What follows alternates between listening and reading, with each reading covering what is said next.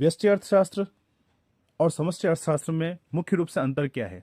यह जो क्वेश्चन है हर प्रकार के बोर्ड में, हर प्रकार के कॉम्पिटिशन एग्जाम में, यानी आप अगर इकोनॉमिक्स के स्टूडेंट हैं तो ये वाला जो क्वेश्चन है इसका आंसर आपको आना ही चाहिए, बहुत इंपॉर्टेंट है। तो इस वीडियो में हम व्यष्टि और समष्टि अर्थशास्त्र में जो क्या अंतर है उनको डिटेल में यहाँ पर समझने की कोशिश करेंगे। तो शुरू करते हैं अपन। सबसे फर्स्ट है अंतर के आधार में अध्ययन का स्तर, यानी हम व्यष्टि और समष्टि अर्थशास्त्र इन दोनों में अध्ययन का स्तर क्या रखते हैं। जनरली आपको पता है कि व्यष्टि अर्थशास्त्र क्या है।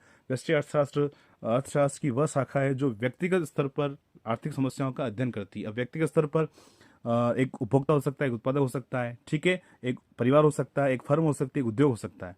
तो कुल मिलाकर हम जो है यहाँ पर व्यष्टि अर्थशास्त्र में व्यक्तिगत, घरेलू, फर्म, उद्योग इन पर फोकस करते हैं, जबकि समष्टि अर्थशास्त्र में संपूर्ण अर्थव्यवस्था, यानी समष्टि अर्थशास्त्र की वह शाखा है जिसमें सभी प्रकार की आर्थिक गतिविधियों का अध्ययन जो है वो संपूर्ण अर्थव्यवस्था के स्तर पर किया जाता है।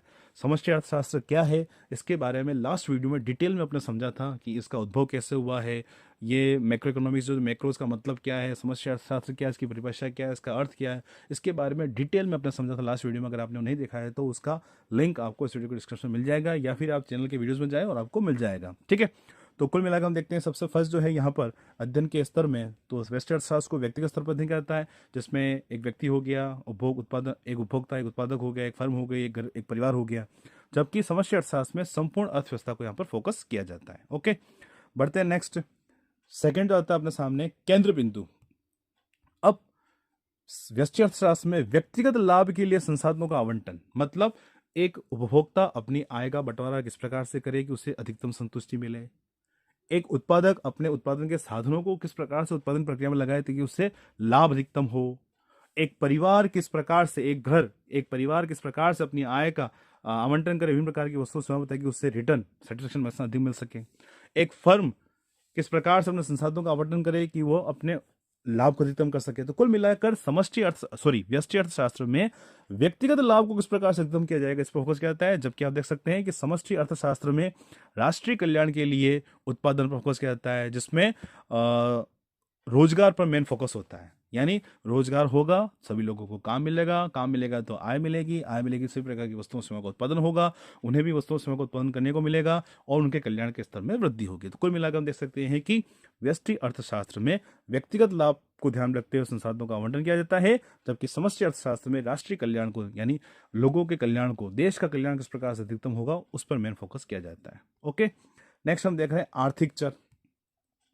अब व्यष्टि अर्थशास्त्र में व्यक्तिगत उपभोक्ता, मांग, निर्माता, आपूर्ति, इनके बारे में अध्ययन किया जाता है, यानी कुल मिलाकर व्यक्तिगत स्तर की जो आर्थिक समस्याएं होती हैं, एक उपभोक्ता किस प्रकार संतुष्टि अधिकतम करता है, एक वस्तु की मांग क्या होती है, उत्पादक क्या होता है, पूर्ति क्या होती है, उसके बारे में हम यहाँ पर स्टडी करते हैं, ठीक है। जबकि समष्टि अर्थशास्त्र में कुल मांग, कुल आपूर्ति, सरकारी बजट, विदेशी व्यापार, राष्ट्रीय आय, ऐसे जो कुछ मुद्दे, यानी कुल मिला के हम इसमें जो एग्रीगेट हैं, जो समग्र हैं, कुल मांग क्या है, कुल आपूर्ति क्या है, इस पर मेन फोकस करते हैं, जबकि व्यष्टि अर्थशास्त्र में व्यक्तिगत स्तर के जो चर होते हैं उनका अध्ययन किया जाता है, ठीक है। तो इस प्रकार से हम देख सकते हैं कि आर्थिक चरों के रूप में व्यष्टि और समष्टि किस प्रकार से अंतर कर सकते हैं।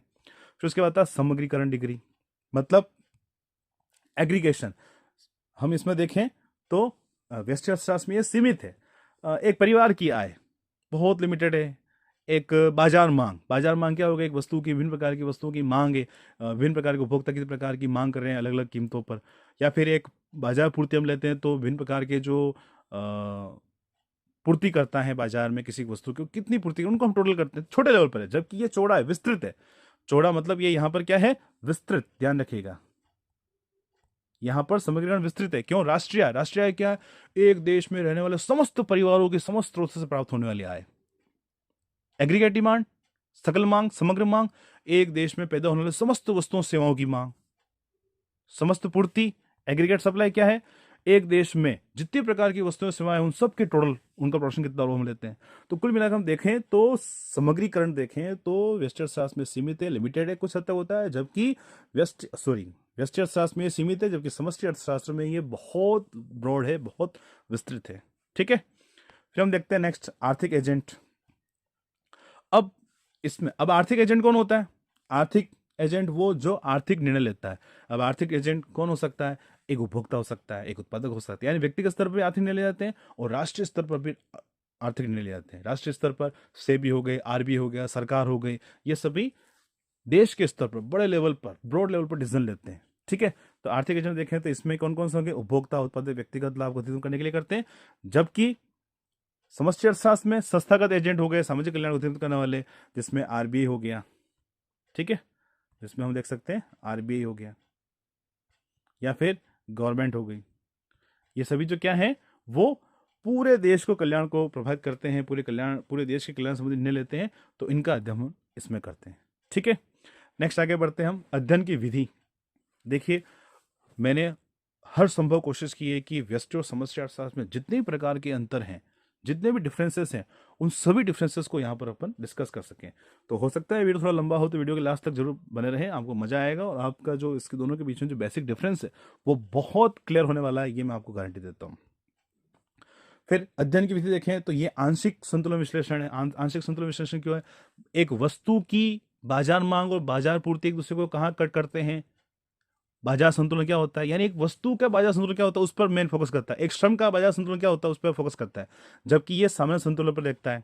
ठीक है, समष्टि अर्थशास्त्र जो है वो सामान्य संतुलन पर, यानी जनरल इक्विलिब्रियम, पूरे देश की अर्थव्यवस्था में जहां पर एग्रीगेट डिमांड और एग्रीगेट सप्लाई, समग्र मांग और समग्र पूर्ति बराबर होंगे, तो ये उस पर फोकस करता है।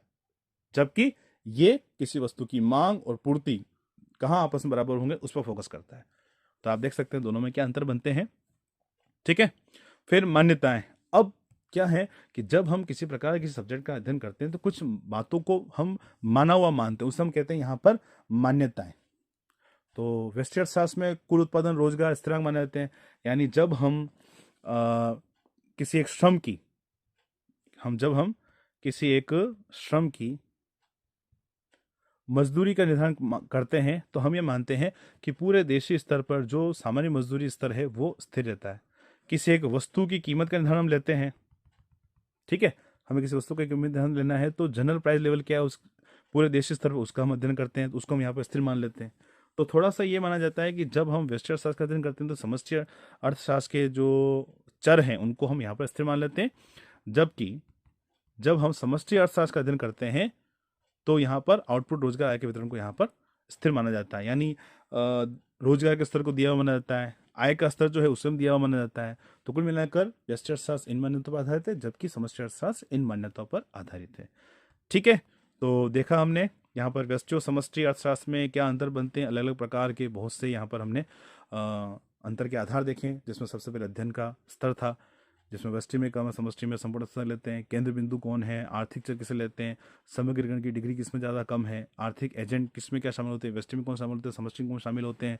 फिर अध्ययन की विधि किस प्रकार की व्यष्टि और समष्टि की मान्यताएं लेती। इसके अलावा और भी टिप्पणी यहाँ पर आपके लिए दी गई है ताकि आप और बेसिक रूप से समझ सकें।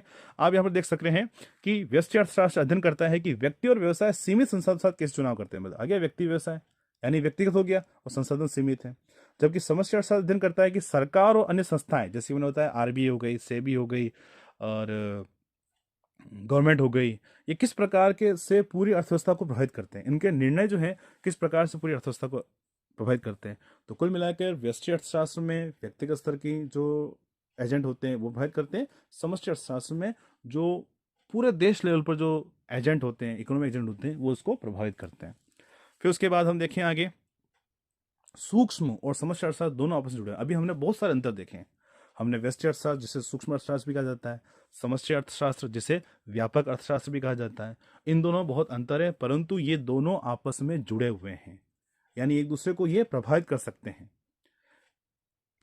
कैसे? जबकि यह अंतर अर्थव्यवस्था के विभिन्न पहलुओं को समझने में सहायक है। ये जो अंतर है ये अर्थव्यवस्था के विभिन्न पहलुओं को समझने में सिर्फ सहायक है। हम इस पॉइंट के बारे में बात कर रहे थे कि व्यष्टि अर्थशास्त्र और समष्टि अर्थशास्त्र आपस में जुड़े हुए हैं। यानी हमें नेशनल इनकम, राष्ट्रीय आय को गणना करनी है तो हमें व्यक्तिगत स्तर पर जाना होगा, एक परिवारों की राष्ट्रीय आय क्या उनका आकलन करना होगा।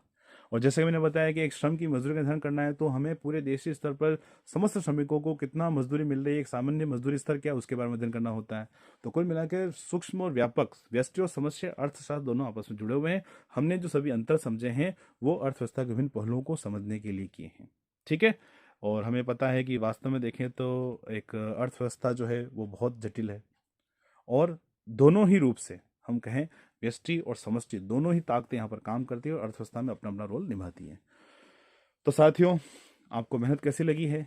एक आपसे रिक्वेस्ट है कि आप ये वीडियो कहाँ से देख रहे हैं, जहीं से भी देख रहे हैं, मतलब आप किस सिटी से, किस शहर से, किस गांव, कस्बे, किस राज्य से, किस देश से आप देख रहे हैं, तो कमेंट बॉक्स में कमेंट जरूर करो। हमारी मेहनत कैसी लगी आप कमेंट करके कमेंट बॉक्स में जरूर बताइएगा। और वास्तव में अगर हमें मेहनत अच्छी लगी है तो वीडियो को लाइक जरूर करें। और आगे भी इस प्रकार के और क्वेश्चंस आएंगे जो समस्त प्रकार के बोर्ड में बहुत इंपॉर्टेंट है और बहुत बेसिक रूट लेवल पर जाकर आपको उसके बारे में समझाया जाएगा। अगर आपने चैनल को सब्सक्राइब नहीं किया है तो आपको पता चल गया होगा कि आपको वीडियो कितने इंपॉर्टेंट है या नहीं है, तो आप इसको सब्सक्राइब भी जरूर करें चैनल को। मिलते हैं नेक्स्ट वीडियो में कुछ और नए और इंटरेस्टिंग टॉपिक के साथ इकोनॉमिक्स के। Thank you, thanks for watching Economics Guruji. Bye bye.